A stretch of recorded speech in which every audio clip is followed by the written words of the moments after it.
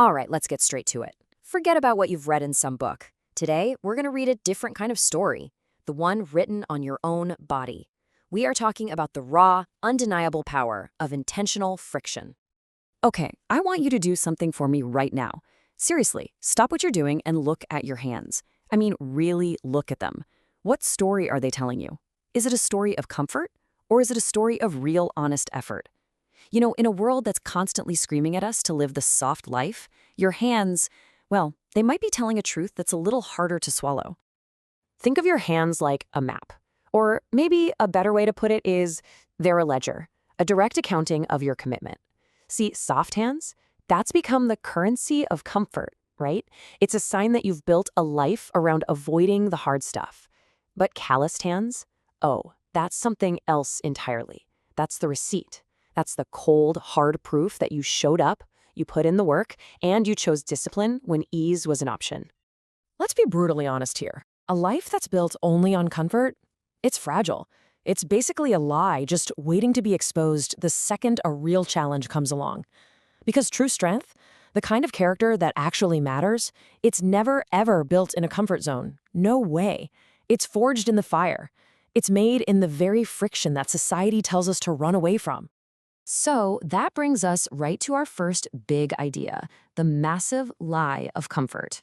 See, the world, the whole system, it wants you comfortable. It wants you to buy into this myth that success can just happen, that it can be effortless. But here's the thing, real lasting achievement, it speaks a totally different language, and that language demands friction. I mean, just think about lifting a really heavy weight, right?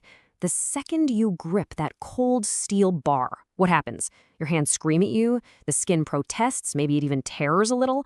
That feeling, that raw, burning sensation, that is friction. And you got to understand, that friction is the tax. It's the price you have to pay for real, tangible strength. And what do you get after you've paid that tax over and over again? You get the callus. But look, it's so much more than just a patch of hard skin. A callus is the physical, totally non-negotiable proof. It's the receipt that says, I showed up. I did the hard thing. And I paid the price for the strength I have now. And this idea of proof, of authenticity, man, it is absolutely crucial. Especially now, right? In the age of Instagram, you can fake just about anything.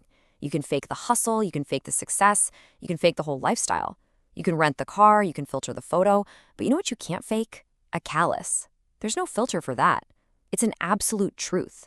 It's the honest record of your commitment when nobody else was looking. Okay, but here's where it gets really interesting. This isn't just about getting tough hands. No. The physical part, that's just the training ground. The real prize, the whole point of this, is what this process builds inside your mind. We're talking about a mental callus.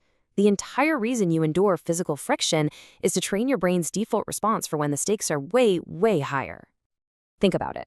Every single time you push through that physical discomfort, that burn in your palm, that ache deep in your muscles, you're literally teaching your brain a lesson. It's like a tiny training session, a microdose in pain tolerance. You're building your resilience one rep, one moment of discomfort at a time. What you're really doing here is you're programming your own software. You're setting your default response to hardship. See, the person who's used to comfort, their default setting is let go. The second things get tough, they bail. And that path, well, that leads straight to mediocrity. But the person who's trained with friction, they have a completely different default setting. Their instinct when things get hard is to grip harder, to endure. And this isn't some abstract theory, okay? Let's make it real. The stock market crashes. What's your move? Do you panic and sell everything like everyone else? Or do you hold steady because you've trained for this kind of pressure? You're facing a brutal, gut-wrenching business decision. Do you fold? Or do you have the strength to make the hard call? See, that trained response, that mental callus, that's what separates the people who stand from the people who crumble. All right, so this brings us to the final piece of the puzzle. How do we actually use this? It's about seeing the power of friction not as something to run from, but as a mandate, a conscious, daily choice that you have to make if you want to build real character.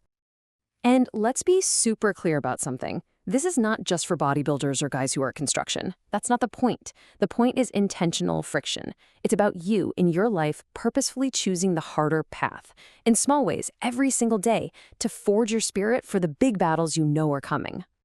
So here's your mandate, your daily mission, if you will. You have to seek out the friction. You hate the cold? Good. Take the cold shower. You hate staring at a blank page? Perfect. Sit down and write those first difficult words. You dread lifting that heavy weight? That's the one you have to lift. Because every single time you do that, you prove to yourself that your comfort doesn't own you. Because here's the ultimate danger of always choosing comfort, of always taking the easy way out. It makes you brittle. The man whose life is dictated by avoidance, he's got no resilience. He's like glass. And when real, unavoidable, heavy-duty pressure finally hits, and trust me, it will, he's just gonna shatter. So stop running from it. Stop avoiding it. Seek it out. Go earn your calluses, the ones on your hands and the one in your mind. They're your armor. They're the undeniable proof that you are powerful. The work is calling you. It's time to go get your hands dirty.